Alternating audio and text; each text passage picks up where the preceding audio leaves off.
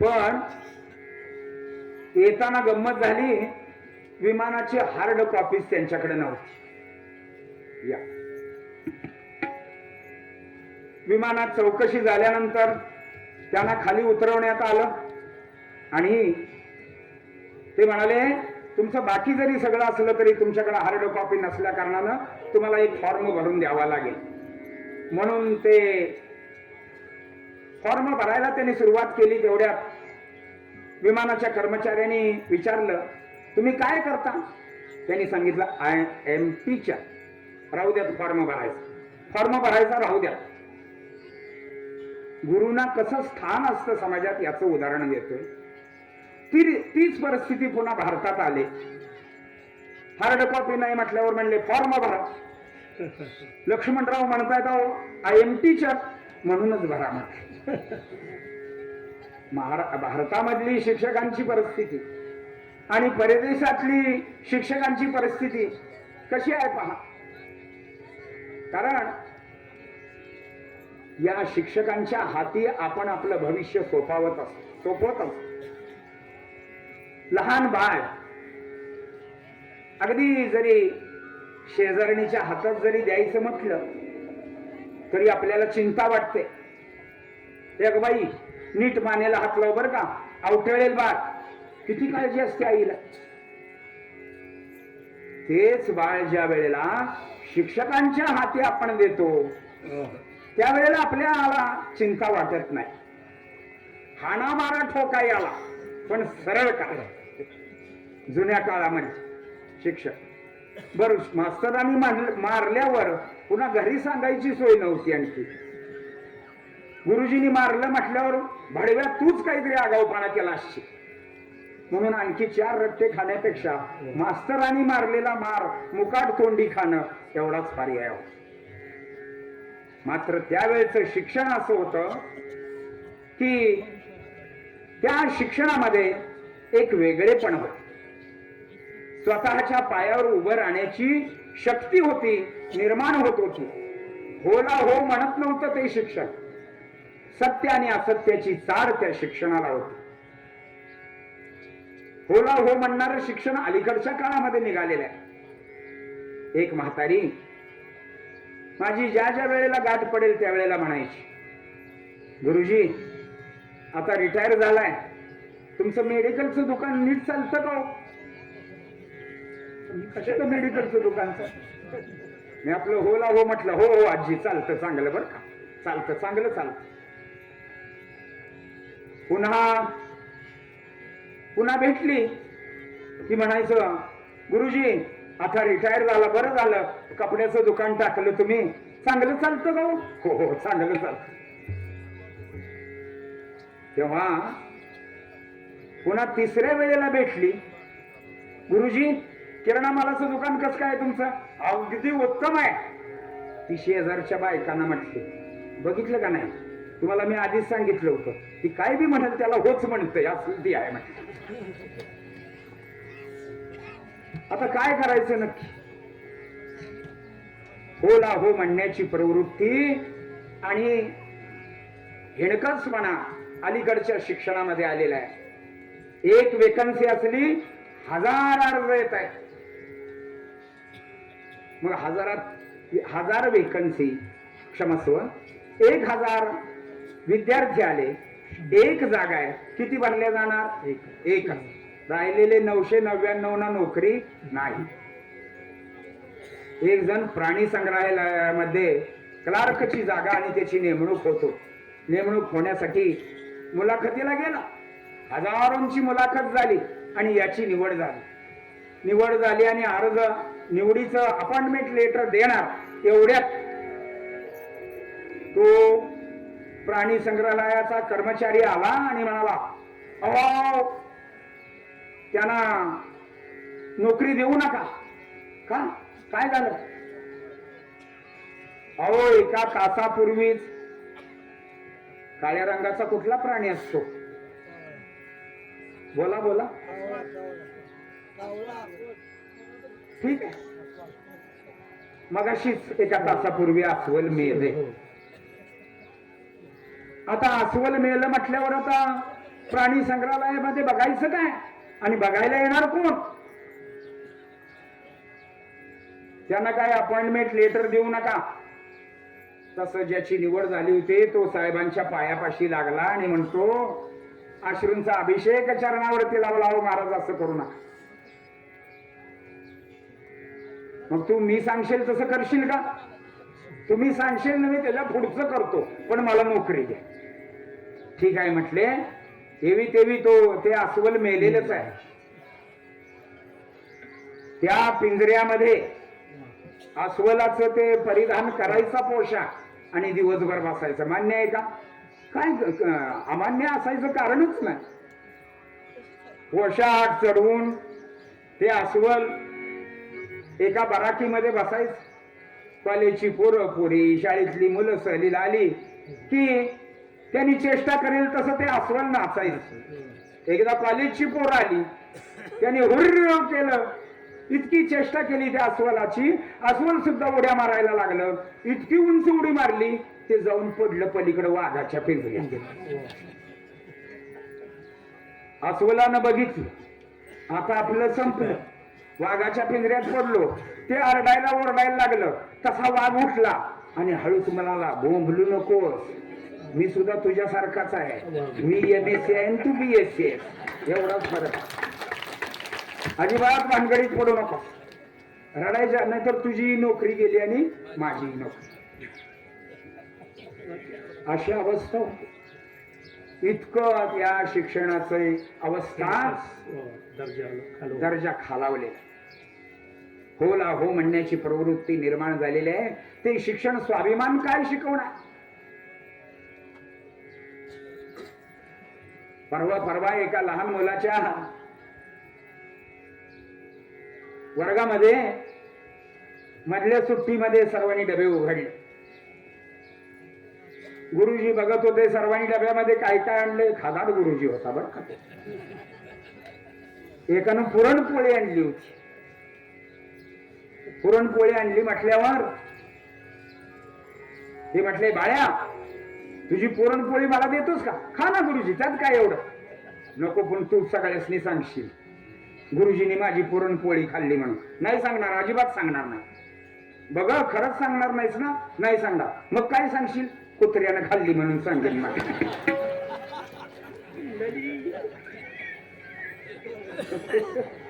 आता गुरुजीने इतकी जीभ बाहेर काढली असेल का नाही कुत्र्यासाठी?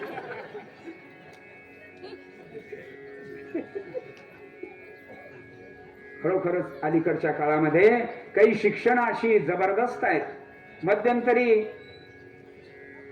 विद्यार्थ्यांच्या वरती संस्कार व्हावेत म्हणून शासनातर्फे हात धुण्याचा उपक्रम राबवला जातो. हात धुण्याचा, हात कसे धुवावेत, मग कसं जेवायला बसावं, साबण कसा लावावा, हात कसे चोळावेत याचं ट्रेनिंग प्रत्येक शाळेमध्ये देतो. आणि मग एका शाळेतल्या बाईने फारच मनावर घेतलं.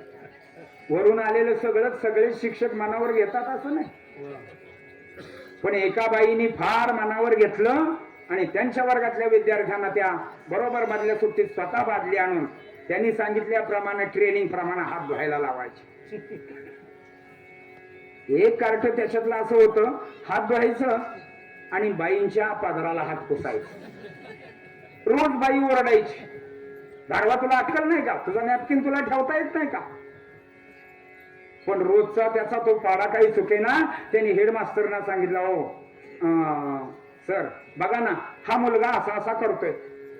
ठीक आहे म्हटले, आपण त्यांच्या पालकांना बोलवून घेऊ. पालकांना बोलावलं. आई आली. आईला सांगितलं तुमचा मुलगा असा असा करतोय. ती हात धुतो पण माझ्या पदराला पुसतो, काय करायचं? ती बिचारी म्हणली, मॅडम अहो ह्याच्या अगोदर कधीच हो हात धुत नव्हता, कधीच, पण आता दररोज तो घरी सुद्धा असताना हात धुतो आणि नेमका माझ्या पदराला येऊन पुसतो. त्या मुलाला घरी आई मॅडम दिसतात आणि शाळेत मॅडम मध्ये त्याला आई दिसते. ही शिक्षण अत्यंत चांगलीच आहेत, यात संशय नाही. तेव्हा या सगळ्या शिक्षणापेक्षाही शाळा सुटल्यानंतरचं शिक्षण अगदी वेगळंच आहे बरं.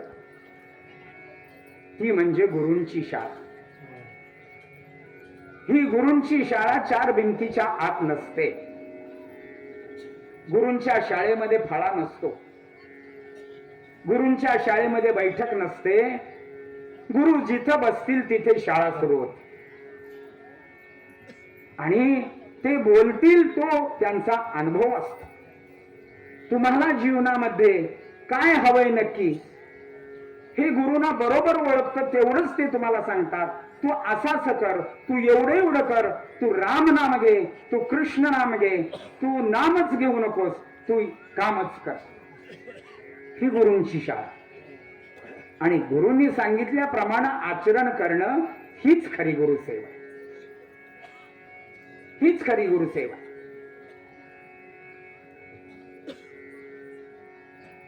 सद्गुरू यशवंत बाबांची काही काही वाक्य अशी घर करतात काळजात. अरे तू काम आणि नाम सांभाळ, तुझा आवाज आकाशात जाईल. काय वाक्य आहे बघा. अरे इथे गर्दी कशाला करता?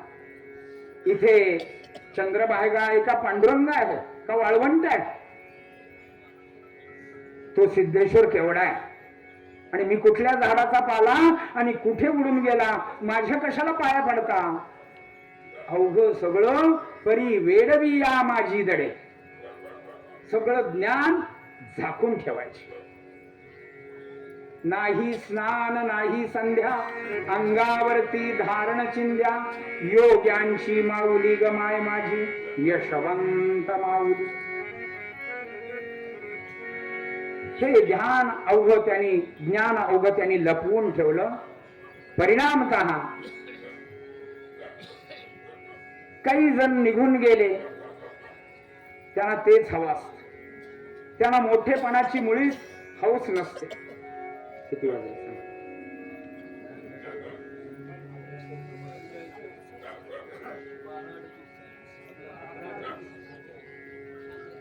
ठीक आहे. आणि या गुरुशिवाय आपल्याला उपाय नाही, गुरुशिवाय तरणोपाय नाही. गुरूंचे पाय हेच आपलं सर्वस्व आहे असं म्हणून चाला. कारण सेवा हाची दारवंटा. ज्ञानेश्वर माऊली म्हणतायत. मी आता वेगळ्या विषयाकडे वळतोय. जीवाचे कान करून ऐका. सेवा हाच दारवंटा. नुसतं इथे येऊन आरती नाही करायची, नुसतं इथे येऊन नाम नाही घ्यायचं. इथं महाराजांना जे प्रिय होतं, नाम अधिक काम, या दोन्ही गोष्टी सांभाळायच्या. जयंतीला आपण जाहीर केल्याप्रमाणे जवळजवळ 150 लोकांनी नावं नोंदवली आहेत. कशासाठी? आपल्याला इथं शेगाव निर्माण करायचं आहे आणि 150 लोकांनी नावं नोंदवलेत म्हणजे सुरुवात झालेली आहे.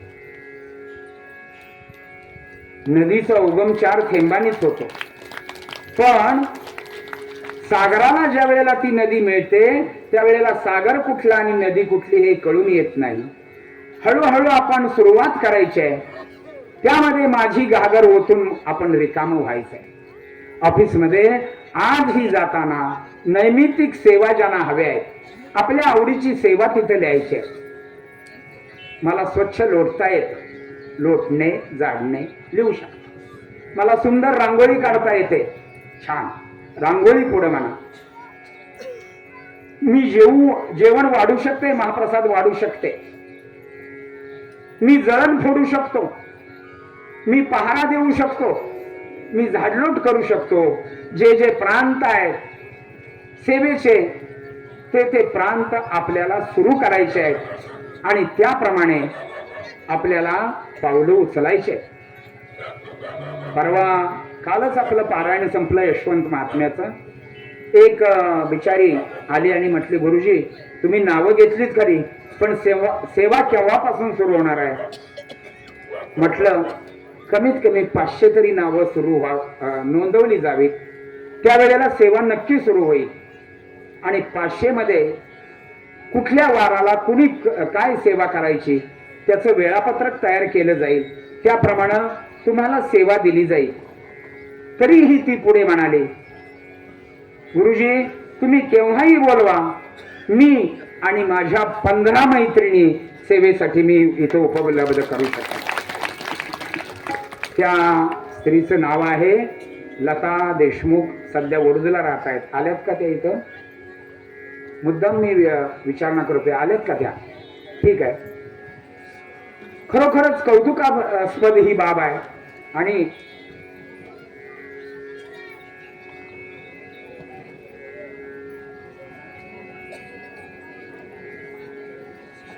आपल्याला द्यायला शिकलं पाहिजे. मावशी बोलू नका. द्यायला आपल्याला शिकलं पाहिजे. कारण इथं बरोबर नेण्याची काहीच सोय नाही हो. जन्म येणार आहे हे होणार आहे हे 9 महिने आधी समजेल, पण तुम्ही कधी जाणार आहे हे कोणाला समजणार आहे नाही. आणि अगोदर नोटीस जर कशी आली असती तर माणूस नीट गेला असता का? नसता गेला. नोटीस येत नाही, अचानक जाणं होतं, करताना जात येत. काही त्याला पर्याय नसतो. मग इतकी आपण धडपड करतो कशासाठी? आपण जे कमावलंय ते देण्याला शिकावं. देणाऱ्याने देत जावे, घेणाऱ्याने घेत जावे. घेता घेता एक दिवस देणाऱ्याचे हात घ्या. हिरव्या पिवळ्या डोंगराकडून हिरवी पिवळी शाल घ्यावी. शांत वाहणाऱ्या कृष्णेकडून विठोबाची माळ घ्यावी. देणाऱ्याने देत जावे, घेणाऱ्याने घेत जावे. घेता घेता एक दिवस देणाऱ्याचे हात घ्यावे. हात घ्यावेत म्हणजे हात घ्यायचे असं नव्हे, तर त्या हातचा गुण घ्यायचा. कारण इथं आपण कमावलेलं एक तर इथं ठेवून जायचंय, नाहीतर देऊन जायचंय. 2च पर्याय आहेत आपल्याला. मग ठेवण्यापेक्षा दिलेलं काय वाईट आहे? आणि आपल्या गुरूंच्या ठिकाणी दिलेलं आणखीनच चांगलं. ओम परमहंस सद्गुरु श्री यशवंतबाबा यांचं मंदिर 50% पूर्ण झालेलं आहे. 8,76,00,000 रुपये खर्च झालेला आहे. अजून 50% पूर्ण होण्यासाठी तेवढाच खर्च येणार आहे, किंबहुना त्याही पेक्षा जादा येणार आहे. तुम्ही देतच आहात, त्याबद्दल संशय नाही. मात्र आज गुरुपौर्णिमा म्हणून रुपया जादा द्या, एवढंच मी आव्हान करेन. आणि पूर्वरंगाला पूर्ण विराम देतो. आणि उत्तराख्यानामध्ये कथा थोडीशी पाहायच्या. अहो यशवंता दिनांच्या नाथा, माझी माया प्रकाशदा.